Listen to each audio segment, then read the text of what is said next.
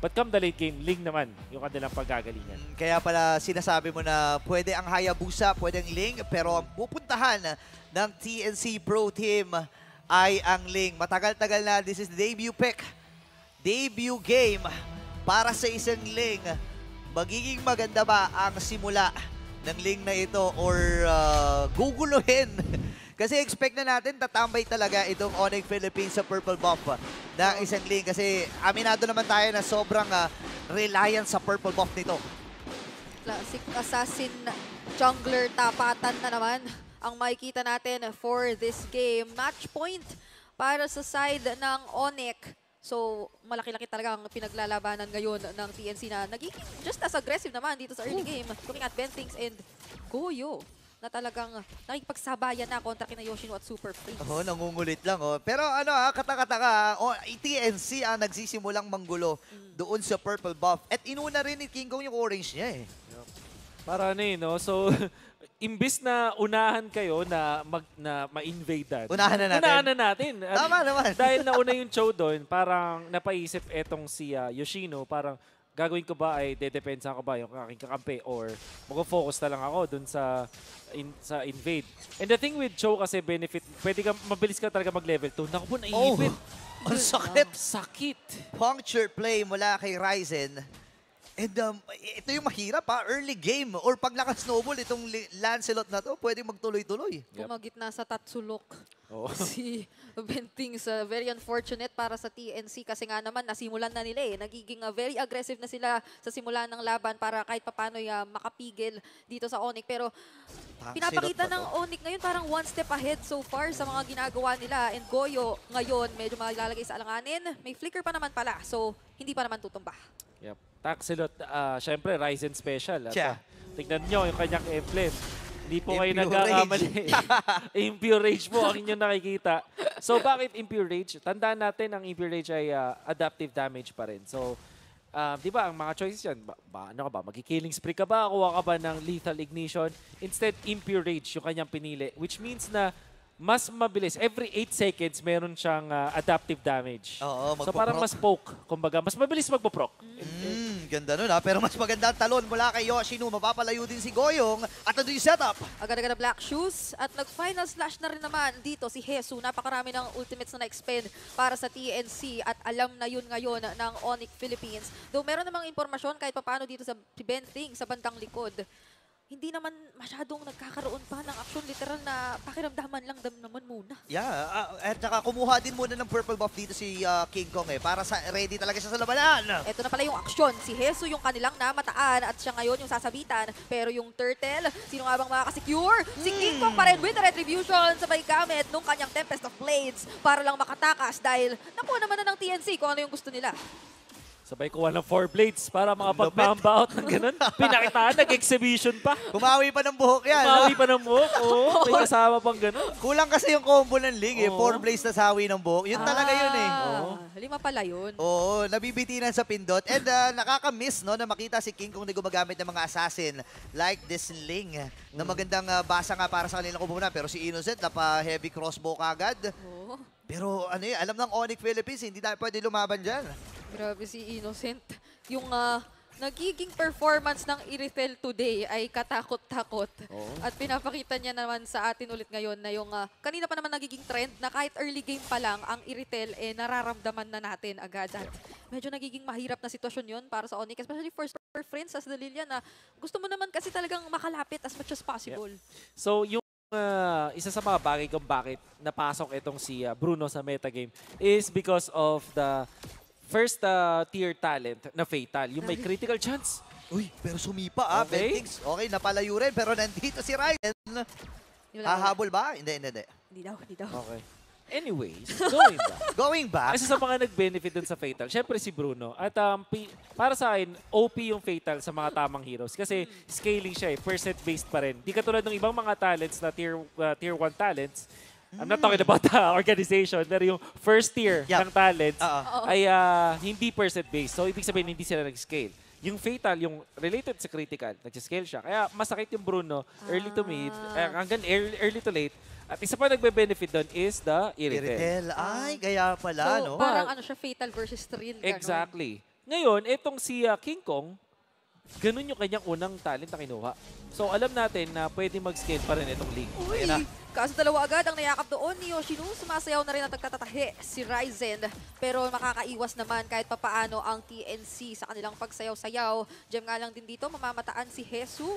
Grabe naman dito ang presence ng Onyx sa bandang Turtle Pit. Black Shoes agad for Goyo. Nakinopya lang pala yung Black Shoes. At nagkakaroon na naman ng ambahan sa pagitan ng dalawang kupunan. Grabe naman itong dalawang team na to. No? Para ready sila eh. Guys, ano pa, turtle pa lang yan ha. May dances na eh. May sayawan na doon sa turtle eh. Turtle dance na. Nire-reset na, no, nakikita natin. But this means na maganda yung understanding ng dalawang teams. So respecting, especially yung strength ng magkabilang squad. Naku, si Nets dito ha. Conceal ay nagamit na ni Bentengs, pero Super Friends ay nandun na. Yoshino ay hahabol. Pero andun yung flicker! Binigla tayo doon! Nayakap si Goyo pero hindi naman mababurst down agad. On the other hand pala, sa kabila nung aksyon na nakikita natin dito sa baba, nakakuha ng turtle si Ryzen. Grabe yung buwelo doon ni Yoshino. Grabe, Parang si Super Friends yung nagzuzone eh, no? todo depensa naman para sa kanilang bottom lane first tier turret. At Super buff. nagkakitaan. Ay, Kay naagaw! Kong. Naagaw! Oo, Okay. mas mataas din kasi yung level dito ni King Kong at maganda na to agad para sa Link. Typically, nahihirapan yung Link sa early stages pero dahil dun sa naging decision ng TNC na gamitin yung Cho na pang-invade, it'll be A-okay. And siguro, yun din yung kahinaan ng isang Kofra. Hindi siya katulad ng isang Cho na madaling mag-invade dun sa early stages. At ngayon, masayang-masaya na si King Kong. I believe na mas malamang siya ng farm ng konti. Konting-konti lang. Ayun. Yan na. Oo nga, no?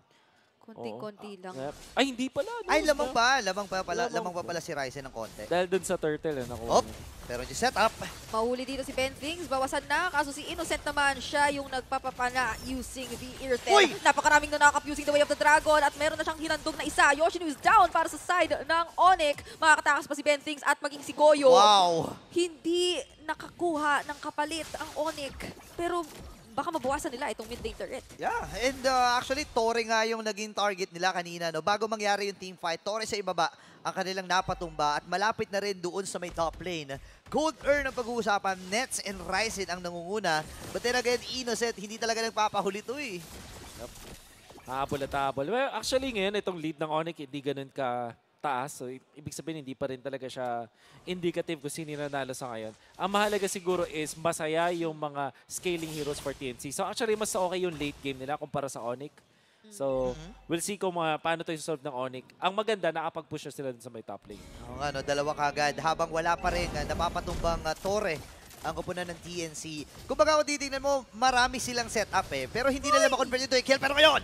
Naabutan si Goyo doon. Kinopya yung Black Shoes pero medyo bawasan pa rin ang kanyang buhay. Mukhang hindi na nga siya makakatakas ng tuluyan dahil si Ryzen hinabol talaga siya hanggang sa kaduluduluhan. Kaya naman nabawasan ng isang miyembro ang TNC at sakto, meron tayong Lord. Si Bentings ha?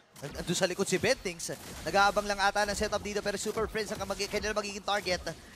And ngayon si Hesu naman ang pinopoke. Napa-flicker na. Wala nang flicker si Hesu. Ang patient ni Bentings doon sa Bottom bush lane. na yun. Oo Bottom nga. lane. Uy, bottom lane. May pinaplalo. Nets! Naku mo na sipa! Inulaga! Nets hindi makakasurvive matapos gulatin ni Bentings at ni King Kong. So kung kanina kinakala natin napapabor na sa Onyx yung pagkuha dito ng Lord, mukhang ang TNC pa ngayon ang nakakuha ng agad-agad na pick-off. Akala ko si Kyle lang ang nanggugulat eh. Pati pala si Bentings eh.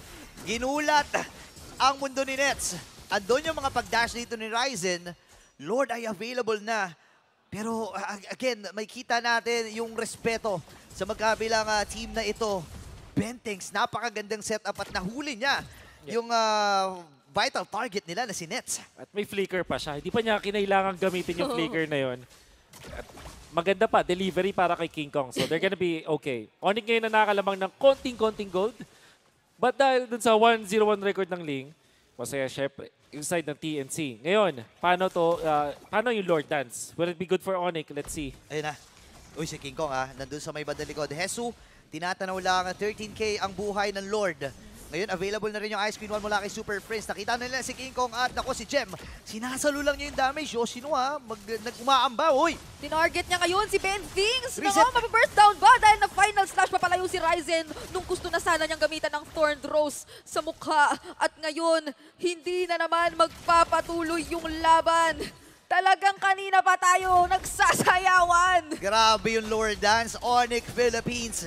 Pinapatunayan nila na kaya lang sumay pero doon yung sipa. Ay, may purify nga lang na natitira para dito kay Nets. Ooh! Super Prince will be able to take down Ben Things. At si Ryzen naman, kung makakampante na talagang pumasok dito sa mga miyembro ng TNC. Grabe yung paggugulo na ginagawa dito ni Jem. Super Prince may black shoes pa, pero si Jem yata baka maging kasunod na casualty. Dahil nandoon yung damage ni Goyo na hindi nga pala natin namamalayan. Naiipon na niya paunti-unti. Uy, pero si King Kong dito nag-a-attempt. Tyra Sibis yung nagamit din. Hesu at ang buong kupunan ng TNC. 12K para sa buhay ng Lord. Makikipagsayawan lang si Ryzen dito. At Uy! Hindi nga lang tumama sa pader. Pero nakaka-free hit naman dito yung mga miyembro ng Onyx. Nagbabounce yung Si bola Nets. sa gitna ng mga miyembro nila. At nandiyon naman na si Hesu ay pumagitna. Medyo siya'y tuluyan ng tutumba. At si Nets nga lang ang magiging kapalitan. Not a good trade masyado. Pero ngayon, nakakakita tayo ng action. Hindi na basta-basta sayawan. Hindi na. Wow! Nahuli si Nets dun sa laban na yun. Ano ba Oo. nangyari, Wolf? Nagdash siya. Yun yung nangyari doon. Parang nanggigil din talaga yung Onyx. And you would understand, Yoshino, para sa akin, maganda yung idea na ginawa niya. Kahit hindi niya nahampas sa pader, at least na-displace niya yung mga members ng TNC. Problem is, after nung isang kill mula sa Onyx, nangarap pa silang kumuha ng additional. At ginamit agad ni Nets yung kanyang dash. Maintindihan ko, may purify siya. Parang pwede pa yatang i-out yun. Kaso, wala siyang purify ng moment na yun. And now TNC will have the lead. Mapupush pa ata yung top lane. Yun na nga yung mangyari. And TNC will now have a great time. Yun nga lang, first Lord pa rin to. At 11 minutes 45 na. Baka maging ano Mag-enhance na to. mag-evolve na yung Lord. Grabe Lord dance.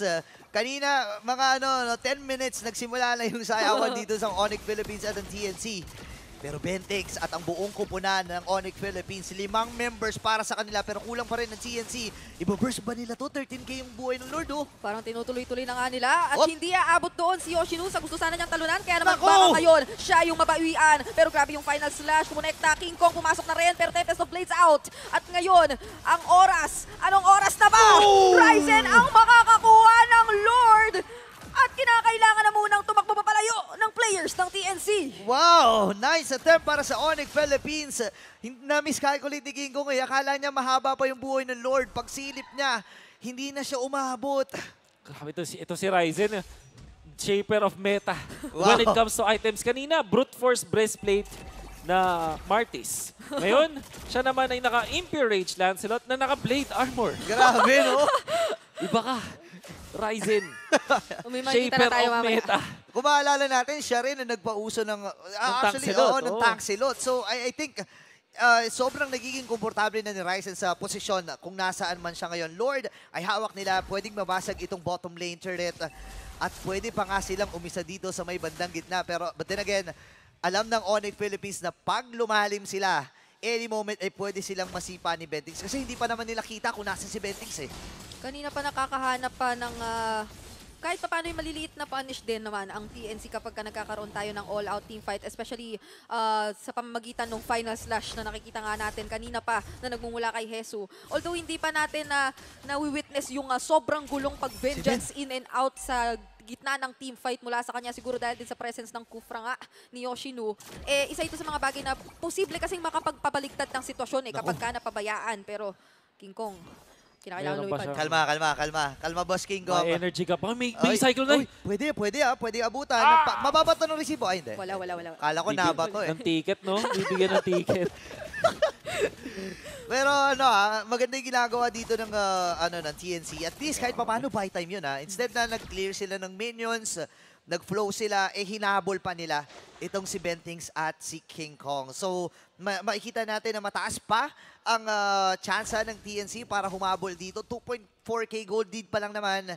And kung mapapansin natin, nakakapuno na rin naman ng items dito si Innocent. And by the way, wala pa rin siyang deaths. So, kailangan tingnan ng Onyx Philippines kung paano nila huhulihin si Innocent. You can also want to look for King Kong. 1-0 ito naman itong si King Kong. At so far, yaman din naman. Yeah. They really need to utilize itong kanilang Ling. And Innocent as well. Yung dalawang course dito ng TNC. Pero feeling ko, ano din no? Kailangan din nilang i-secure yung Lord. Kasi so far, si Ryzen, parang walang takot Oh, yun nga, oh. Pumapalag-palag talaga. Well, kasi medyo tank build siya. Naka-plate armor ako eh. Ba't ako matatakot? Imagine mo yun, di ba? Ayun, nakikipag-agawan sila ng purple buff. At walang purple itong si King Kong. Alam natin na medyo bababa yung kumpiyansa niya if ever man na magsimula ng teamfight dito ang Onyx Philippines.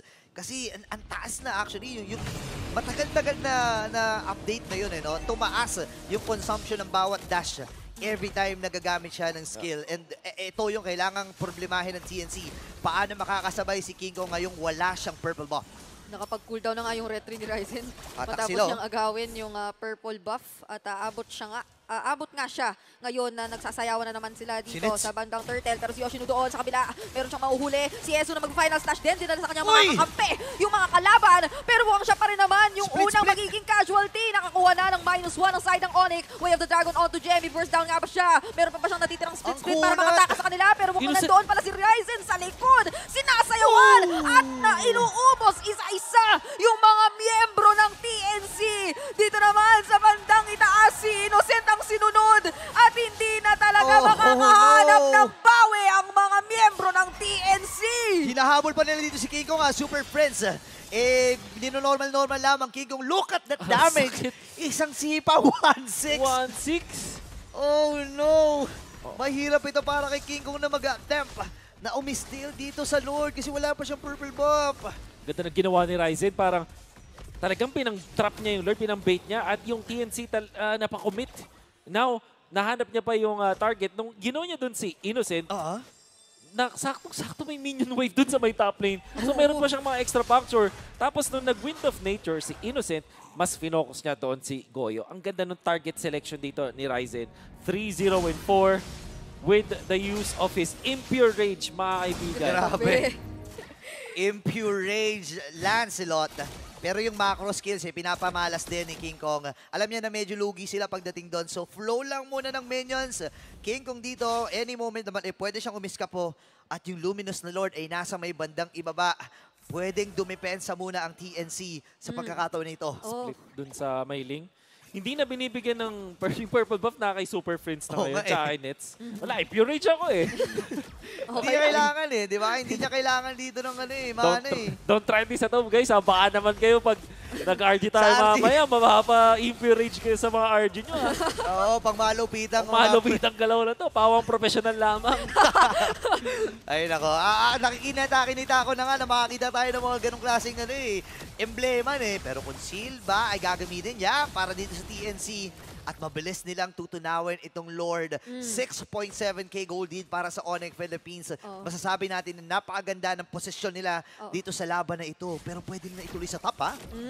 Nararamdaman na rin natin kahit paano yung damage coming in from Innocent na nakalock item na yata. Kompleto na hanggang Dragon Spear, hawak-hawak na niya. So medyo nakakapag-clear sila kahit paano. Final slash ginamit onto Yoshino. Pero meron palang masisipa doon. Si Jem ang mahuhuli pero may split na palang natitira. Kaya naman mabubuhay at makakatakas pa siya kahit nakamuntikan na siyang mapatumba.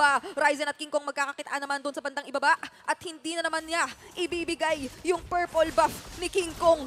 Wow! Ibang klase. Wolf, anong masasabi mo doon? Sinipa dito si Jem. Hindi ganun ka gandang target. King Kong, makapag-secure ng purple. Ito na. May dash pa, may isa pa. Aray ko po. Grabe naman yung Torn Rose. Teka lang ba? Endless battle kasi yung choice niya ng item. Tsaka Impure Rage, guys. The Impure Rage. Di mo kailangan tumatlo muna na wag yung lethal ignition na may tatlo dapat na damage. Yun, meron agad adaptive damage na masakit. Don't try this at Don't home. try this at home lang. Professional lamang. And Ryzen, pinapatunayan na gana naman pala talaga yung Impure Rage. Diba? Remember, sa mga heroes kagaya ng ganitong klase, ng Lancelot, lalong na-amplify yung mga atake na meron siya. Kunyari, yung Torn Rose, even yung mga atake niya. Yes. No? And may additional na balik pa yun sa mana mo, di ba? 2% na. 2%, ng mana. So, hindi siya ganun kataas para sa isang Lancelot. Maganda kasi dun sa Impure Rage may 200 plus na 260 na adaptive damage. Meaning to say, physical pa rin talaga yun. Scaling Every ba yun? 8 seconds. Okay.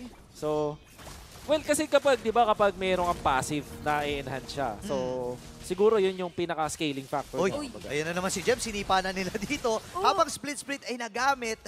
At maraming mga na-commit na ultimate. 3 ultimates ang na-burn ng TNC rito. Sabay reset dito si Ryzen, ha? Pag nakita nila si King Kong reset at walang buff, Ay! walang purple si King Kong. Oh, no! Energy gap.